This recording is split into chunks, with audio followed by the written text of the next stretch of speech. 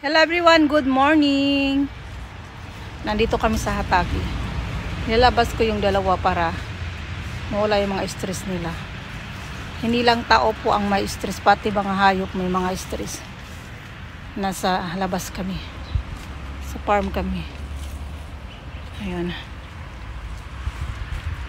Andun yung papa niya nagbungay. Nagbungay siya.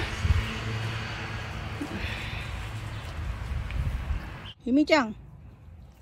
Sige, pinakawalan ko kayo ha. Huwag kayong lalayo ha. Ha? Ayun yung strawberry namin.